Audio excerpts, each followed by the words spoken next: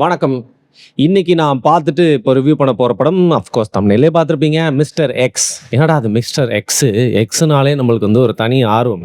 அதாங்க ட்விட்டர் இப்போ பேர் மாற்றிட்டாங்க அப்படிங்கிறனால அதிகமான இப்போ பயன்படுத்தக்கூடிய சோஷியல் மீடியா வலைதளம் அப்படிங்கிறனால வந்து பார்த்தீங்கன்னா நம்மளுக்கு எக்ஸ் மேலே ஒரு தனி நாட்டம். அதனாலே இந்த பேர் என்னை ஈர்த்துருச்சு அப்படின்னே வந்து சொல்லலாம். பட் பேசிக்கலி மிஸ்டர் எக்ஸ்னா வந்து பார்த்தீங்கன்னா யார் அந்த நபர்னு ஒரு அனானிமஸ் நம்பருக்கு வைக்கக்கூடிய ஒரு பேர் தான். அந்த படத்துடைய கதை என்னன்னு பார்த்துடலாம். மனு ஆனந்த் அப்படிங்கிற டேரக்டர் வந்து பார்த்தீங்கன்னா டைரக்ட் பண்ணியிருக்காரு. இந்த படத்தில் என்ன கதைனா, ஒரு நியூக்ளியர் வார் டிவைஸ் இது வந்து பார்த்திங்கன்னா வந்து ரஷ்யாவில் ரீசர்ஃபேஸ் ஆகுது. அதை வந்து பார்த்திங்கன்னா பாகிஸ்தான்காரங்களாம் வந்து கைப்பற்றிடுறாங்க. கூடவே சேர்த்து வந்து ஒரு இந்தியன் ஸ்பை ஏஜென்ட்டையும் வந்து பார்த்திங்கன்னா பிடிச்சிட்டு போயிடுறாங்க. இந்த நேரத்தில் அந்த இந்தியன் ஸ்பை ஏஜென்ட்டை திருப்பியும் மீட்கணுமா இல்லை நாட்டோட நலனுக்காக கொல்லணுமா? அது மட்டும் இல்லாமல் இந்த நியூக்ளியர் வெப்பன் இருக்குல்ல, அது வந்து பார்த்திங்கன்னா எனிமீஸோட கையில் போயிட்டதுனால இதனால் என்ன பின்விளைவுகள்லாம் ஏற்படும்? இதனால் பெரிய பின்விளைவு ஏற்படும். அதாவது உலக யுத்தம், மூன்றாம் உலக யுத்தத்துக்கான எல்லா வாய்ப்புமே இருக்குது. அப்படி அந்த மூன்றாம் உலக யுத்தம் இந்த நியூக்ளியர் டிவைஸ்னால் ஏற்படுறப்போ இந்தியன் ரா ஏஜென்சியும் அதோட ஸ்பைஸும் அதை தடுத்தாங்களா இல்லையா? நடுவில் என்னென்ன இடர்கள்லாம் வந்தது? ஹனி ட்ராப்ஸு, துரோகங்கள், ட்விஸ்ட்டு, டேர்னு, அப்புறம் கன் ஷாட்ஸு, கொஞ்சம் காதல், எமோஷன், அப்பா பாசம், தங்கச்சி பாசம் அப்படின்னு சொல்லிட்டு எல்லாத்தையுமே வந்து கலந்து கட்டி தான் வந்து பார்த்தீங்கன்னா இந்த மிஸ்டர் எக்ஸ் படம். ஸோ இப்படி விறுவிறுப்பாக போயிட்டு கடைசியில் என்ன ஆகுது அப்படிங்கிறதான் வந்து பார்த்தீங்கன்னா வந்து கதை. ஸோ பேசிக்கலி வந்து இதில் நடித்தவங்களாம் யாருன்னு பார்த்துடலாம். நல்ல ஒரு பெரிய காஸ்ட். இன்ஃபேக்ட் இந்த படத்துக்கு நான் வந்து போகிற மாதிரி எனக்கு ஃபஸ்ட்டு ஐடியா இல்லை. இதுக்கு முன்னாடி ஏதோ ஒரு படம் பார்த்துருந்தேனே, எல்ஐகே படம் பார்த்தப்போ இந்த படத்துடைய ட்ரெய்லர் வந்தது. ரொம்ப நாளுக்கு அப்புறம் சரத்குமார் அவர்கள் டிஃப்ரெண்ட்டான கெட்டப்ஸ்லாம் வந்து போட்டிருக்காரு. அதுவும் ஆர்யா கூட இருக்காரு. கௌதம் கார்த்திக் ஏதோ ப்ராமிசிங் ரோல் பண்ணியிருக்காரு. கூடவே மஞ்சு வாரியர் வேறு நடிச்சிருக்காங்களே. இத்தனை பேர் சேர்ந்து ஒரு படத்தில் இருக்கிறப்போ வந்து கண்டிப்பாக படத்தில் ஏதாவது இருக்கும் அப்படிங்கிற ஒரு எக்ஸ்பெக்டேஷனில் நேற்று நைட்டு புக் பண்ணி வந்த படம். ஸோ பேசிக்லி இதில் வந்து இந்த கதையோட ஒன்லைனை சொல்லியாச்சு. நெக்ஸ்ட்டு பர்ஃபார்மன்ஸில் வந்து பார்த்தீங்கன்னா மஞ்சு வாரியர் அவங்களேருந்து ஆரம்பிக்கணும். ஒரு முக்கியமான ரோல் ஒன்று பண்ணியிருக்காங்க. நிஜமாவே அவங்களுக்கு கொடுத்த ரோலை வந்து ரொம்ப பக்காவே பண்ணியிருக்காங்க. அண்ட் ரொம்ப நாளுக்கு அப்புறம் சரத்குமார் அவர்களே ஏற்கனவே சொன்ன மாதிரி பல கெட்டப்பில் பார்த்தது ரொம்ப சந்தோஷமாக இருந்தது. அவருக்கு கொடுத்த அந்த இம்பார்ட்டன்ட் ரோலை வந்து பார்த்தீங்கன்னா பக்காவாக தன்னுடைய ஒரு லார்ஜ் தோளில் தூக்கி வந்து சுமந்திருக்காரு. அண்ட் ஆர்யா நிஜமாவே வந்து வேட்டுவம் படத்துக்காக வளர்த்து வச்ச பாடியா இல்லை சார்பேட்டா 3க்காக வளர்த்து வச்ச பாடியான்னு தெரியல, பக்காவாக வந்து எப்பவுமே நல்ல ஒரு பாடி வச்சிருக்கக்கூடிய ஆர்யா வந்து பார்த்தீங்கன்னா ரொம்ப நாளுக்கு அப்புறம் இன்னும் டிஃபைன்டு ஷேப்பில் வந்து நிற்கிறாரு. ஸ்டார்டிங்லேருந்தே வந்து பார்த்தீங்கன்னா முறுக்கேறி அந்த கேரக்டருக்குள்ள வந்து இன்வால்வ் ஆகி அவரால் முடிஞ்ச அளவுக்கு ஒரு நல்ல பெர்ஃபார்மன்ஸை கொடுத்துருக்காரு. கௌதம் கார்த்திக் சமீபத்தில் வந்து பார்த்தீங்கன்னா அவரோட பேட்டி ஒன்று பார்க்கணும் இருந்தது. அதாவது கிராமம் சார்ந்த சில கதைகள்லாம் நடித்ததுனால நான் நிறையா வந்து பட்டுட்டேன். அதனால் வந்து இனிமேல் வந்து சிட்டி பேஸ்டான அர்பன் கைண்ட் ஆஃப் ஸ்டோரிஸ் தான் நடிக்க போகிறேன் அப்படின்னு சொல்லிட்டு இந்த படத்தை வந்து ரொம்ப நம்பிக்கையோட டெடிக்கேட்டடாக அந்த படம் வந்து பண்ணியிருக்காரு. வழக்கமாக கௌதம் கார்த்திகோட பர்ஃபார்மன்ஸை கம்பேர் பண்ணுறப்போ இந்த படத்தில் அவருக்கு ஒரு நல்ல ரோல். அவரும் வந்து அவரால் முடிஞ்ச அளவுக்கு டைலாக் டெலிவரி, உடல் அமைப்பு, இந்த மாதிரி நிறைய விஷயங்கள்லாம் வந்து பார்த்திங்கன்னா வந்து டெடிக்கேட்டடாக ஒர்க் பண்ணியிருக்காரு. அவரால் எவ்வளோ முடியுமோ அவர் வந்து பண்ணியிருக்காரு. அது மட்டும் இல்லாமல் பார்த்திங்கன்னா அனன்யா இருக்காங்க, அனாகா இருக்காங்க, அவங்களுக்கு ஒரு நல்ல ரோல், அவங்களும் வந்து சூப்பராக வந்து ப்ளே பண்ணியிருக்காங்க. இதை தாண்டி மற்றும் பலர் அப்படிங்கிற மாதிரி வந்து பல பேர் இந்த படத்தில் வந்து இருக்காங்க. ஜெயபிரகாஷ் அப்படி இப்படின்னு நிறைய பேர் வந்து பார்த்தீங்கன்னா இந்த படத்தில் வந்து இருக்காங்க. இப்படி ஒரு பெரிய ஸ்டார் கேஸ்ட்டு. பர்ஃபார்மன்ஸ் எல்லாமே வந்து பார்த்திங்கன்னா வந்து ஓகேவா இருக்குது அப்படின்னா கூட இந்த படத்துடைய கதை வேறு லெவலுக்கு அப்படின்னு எடுத்துகிட்டு போயிட்டாங்க. அதாவது பார்த்திங்கன்னா நியூக்ளியர் வார் ரஷ்யா, பாகிஸ்தான், உலக நாடுகள் அப்படின்னு சொல்லிட்டு ஸ்பை த்ரில்லர்னு எடுத்துகிட்டு போயிட்டானே. ஒரு ஸ்பை த்ரில்லருக்கு உண்டான ஒரு முக்கியமான விஷயம் என்னன்னு பார்த்தீங்கன்னா வந்து ட்விஸ்ட் அண்ட் டர்ன்ஸ்.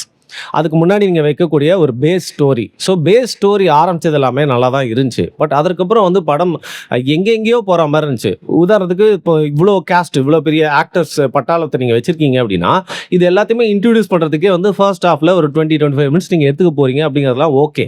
பட் அதற்கான காட்சி அமைப்புகள்லாம் எப்படி வச்சுருக்கீங்க அப்படிங்கிறது ரொம்ப முக்கியமான விஷயம் இல்லையா? ஸோ ஒவ்வொரு கேரக்டரும் இன்ட்ரடியூஸ் பண்ணும்போது அவங்களோட பேக்ரவுண்ட் ஸ்டோரின்னு சொல்கிறப்போ வந்து பார்த்திங்கன்னா இதோட காட்சி அமைப்பு, அதோட டெப்த்து அப்படிங்கிறது ரொம்ப கம்மியாக இருக்கிறதுனால நம்ம கூட அந்த கேரக்டர்ஸோட ஒரு பேக் ஸ்டோரியோ அந்த எமோஷனோ வந்து ஒட்டவே இல்லை. ஸோ கேரக்டர் இன்ட்ரடக்ஷனுக்கே வந்து பார்த்தீங்கன்னா ஃபர்ஸ்ட் ஹாஃபில் ஒரு பெரும்பான்மையான ஒரு டைம் வந்து போயிடுச்சு. அதுக்கப்புறம் வந்து கதைக்குள்ளே வந்து போகிறாங்க. சும்மா சொல்லக்கூடாது. இப்படி வந்து கொஞ்சம் கிளம்சியான ஒரு ஃபர்ஸ்ட் ஆஃப் ஸ்டார்ட்டாக இருந்தாலும் அந்த இன்ட்ரோல் பிளாக் அப்படிங்கிறது பொதுவாக வந்து படம் ரொம்ப ஸ்லோவாக போதுங்க, இல்லை சரியில்லை காட்சி அமைப்புகள் அப்படின்னா வந்து எப்படா இன்ட்ரோல் வரும்னு பார்ப்போம்ல, அப்படிலாம் யோசிக்கவே இல்லை. டப்புன்னு என்னங்க இன்ட்ரோல் வந்துடுச்சு அப்படிங்கிற மாதிரி வந்து ஒரு ரேசியான பேசியான ஃபர்ஸ்ட் ஆஃப். சரி, ஓகே. செகண்ட் ஹாஃப்ல ஏதோ வந்து காமிக்க போறாங்க அப்படின்னு பார்த்தா வந்து, திரும்பவும் செகண்ட் ஹாஃப்லயும் அதே மாரியான காட்சி அமைப்புகள். இப்போ ஒரு ஸ்பை த்ரில்லர் படத்துக்கு வந்து பார்த்தீங்கன்னா, இந்த செட் பீஸ் ஆஃப் ஆக்ஷன் அப்படின்னு இருக்கும். கதை ஃபுல்லா வந்து ஒரு ஆக்ஷன் படமா இருந்தா கூட வந்து பார்த்தீங்கன்னா, அந்த ஆக்ஷன் சீக்வென்ஸ் அப்படிங்கிறத வந்து கரெக்ட்டா பிளேஸ் பண்ணியிருப்பாங்கல்ல. அது பிளேஸ் பண்ண இடமா இருக்கட்டும், அந்த ஆக்ஷன் சீக்வென்ஸ வந்து ஷூட் பண்ண விதம், அப்புறம் டயலாக் டெலிவரி, அதுக்கப்புறம் ஒவ்வொரு எமோஷனுக்கும் உண்டான ஒரு கேரக்டர் வந்து குடுக்கக்கூடிய அந்த ஒரு காரணம்ன்னு இருக்குல்ல, அது எல்லாமே ரொம்ப லேமா இருக்கிறது இப்படிங்கிற மாரி வந்து பார்த்தீங்கன்னா, படத்தோட கதைக்குள்ள நம்மளால வந்து பெருசா ஒன்ற முடியாம வந்து போயிருச்சு அப்படின்னு சொல்லலாம். நிஜமாவே நெறைய பொட்டன்ஷியல் உள்ள ஒரு படம் தான். உதாரணத்துக்கு இந்த படம் ஆரம்பிக்கிறதே வந்து பார்த்தீங்கன்னா, கௌதம் மேனன் டைரக்டர் கௌதம் மேனனோட வாய்ஸ்ல வந்து ஆரம்பிக்குது. ஸோ அத பார்த்துட்டு இந்த படத்தோட கதை அமைப்பு, இவ்வளோ பெரிய ஸ்டார் காஸ்ட்டு அண்ட் வெளிநாடுகள்ல ஷூட் அதெல்லாம் பார்க்குறப்போ வந்து எனக்கு என்ன தோணுச்சு அப்படின்னா, மேபி துருவ நட்சத்திரம் படத்தோட அதே கதை தான் போல இருக்குது. அந்த படம் தான் வரல அப்படிங்கிறனால வந்து பார்த்தீங்கன்னா, அந்த கதைய மத்தவங்க கிட்ட சொல்லி நீங்களாவது எடுங்கப்பா அப்படின்னு சொல்லிட்டு, கௌதம் மேனன் இந்த கதைய இவங்க கிட்ட சொல்லி எடுக்க வச்சிருக்காரா அப்படின்னு தெரியல. ஏன்னா அவருடைய வாய்ஸ்ல படம் ஆரம்பிக்கிறனால அந்த சந்தேகம் வருது. ஸோ அந்த படத்த இது வந்து அந்த ட்ரெய்லர பார்த்ததுனால நெறைய வந்து நினைவு கூருது அப்படின்னு வந்து சொல்லலாம். இதுல வந்து பார்த்தீங்கன்னா, வெளிநாட்டு லொகேஷன்லாம் செம்ம லொகேஷன் ஷூட் பண்ணியிருக்காங்க. நெறைய எஃபர்ட்ஸ் எல்லாமே வந்து போட்டிருக்காங்க. பட் அதோட எண்ட் ரிசல்ட் அப்படிங்கிறது வந்து பார்த்தீங்கன்னா, ஒரு சின்ன ஏமாற்றத்தோட வருது அப்படின்னு வந்து சொல்லலாம். ஸோ செகண்ட் ஹாஃப்ல வந்து நெறைய ட்விஸ்ட் அண்ட் டர்ன்ஸ் வந்தாலும் நெறைய பிரெடிக்டபிளா இருக்கு. மோஸ்ட்டா இதுதான் நடக்க போகுது அப்படின்னு சொல்லிடுற மாரி இருந்ததுனால வந்து பார்த்தீங்கன்னா, ஒரு சின்ன ஏமாற்றம் வந்து இருந்துச்சு. அதுக்கப்புறம் சீட்டோட நுனியில உட்கார வைக்கிற மாரி ஒரு சீக்வென்ஸ் வந்தாலும், கடைசியில அந்த சீக்வென்ஸும் எங்க போய் முடிய போகுது அப்படிங்கிறது நம்மளுக்கு ஏற்கனவே வந்து தெரிஞ்சிடுச்சு. இதில நம்மளுக்கு இவ்வளோ ஸ்டார் காஸ்ட் கிட்ட வந்து நல்ல வேலைய வாங்கியிருக்காங்களா? அவங்களோட ஃபுல் பொட்டன்ஷியல வந்து வெளில எடுத்துருக்காங்களா? அப்படின்னு கேட்டா, அதில ஒரு சின்ன ஏமாற்றம் இருக்கு அப்படின்னு சொல்லலாம். ஸோ பேசிக்கலி இந்த படத்த நம்ப கிளைமாக்ஸ் வரைக்கும் பார்த்து முடிச்சுட்டு வெளில வரும்போது என்ன தோணுச்சு அப்படின்னா வந்து, ஓகே நம்ம ஒண்ணு எக்ஸ்பெக்ட் பண்ணி போனோம். பட் அந்த மீட்டரோட கொஞ்சம் கம்மியா இருந்துச்சு அப்படிங்கிறத தாண்டி இந்த படம் ரொம்ப ஒரு மோசமான படம். யாருமே வந்து போயிறாதீங்க. ரொம்ப போர் அடிக்குது. செம்ம மொக்கப்பா. பைசாக்கு சுத்தமா வொர்த்தே இல்ல அப்படிங்கிற மாரி முழுக்க முழுக்க ரைட் ஆஃப் பண்ணக்கூடிய படம் இல்ல. ஒரு வாட்டி பார்க்கக்கூடிய ஒரு ஆவரேஜ் வாட்ச் அப்படின்னு மூவி அப்படின்னு சொல்லலாம். நாட் பேட் அப்படிங்கிற ரகத்துல இந்த படத்த நான் வந்து வைப்பேன். அதாவது கதையிலயும் சரி, அதோட காலத்திலயும் பேக்ரவுண்ட்லயும் காஸ்ட் இதுக்காக நீங்க பண்ண செலவு, போட்ட எஃபோர்ட் எல்லாத்துலயுமே வந்து பார்த்தீங்கன்னா, கடைசியில அந்த பெர்ஃபெக்ஷன அச்சீவ் பண்ண முடியாததுனால, ஒரு சின்ன லேக்கோட இந்த படம் வந்து முடிஞ்சுது அப்படின்னு சொல்லலாம். ஸோ அந்த வகையில இந்த படத்த நீங்க இந்த வீக்ல ரிலீஸ் ஆயிருக்கக்கூடிய ஒரு மெயின் தமிழ் படம் அப்படிங்கிற ரீதியில வந்து பார்த்தீங்கன்னா, if you want to watch the movie you can definitely go and watch. But with no expectations அப்படிங்கிற ரகத்துல தான் இந்த படத்த நான் வைப்பேன். சரி, ரொம்ப ட்ரையா வந்து பார்த்தீங்கன்னா 2 படம், 1 படம்னு சொல்லிட்டு தமிழ் சினிமால வந்து ரிலீஸ் ஆயிட்டே இருக்கு. அப்படி இப்படின்னு எலெக்ஷனும் வந்து வந்துருச்சு. பட் அதோட வந்து நிக்க போறதில்ல. இந்த மாசத்துல ஒரு முக்கியமான படம் வந்து வரப்போகுது. அது இந்த மாசத்தோட இறுதியில வரப்போற ஒரு முக்கியமான தமிழ் படம் தனுஷ் நடிச்ச கரா. அத சம்மந்தப்பட்டு வந்து பார்த்தீங்கன்னா, ஒரு சின்ன கான்ட்ரோவர்சி போயிட்டு இருந்துச்சு. அதே வந்து இந்த மூவி ரிவ்யூலயும் சேர்த்து சொல்லிடலாம்னு இருந்தேன்.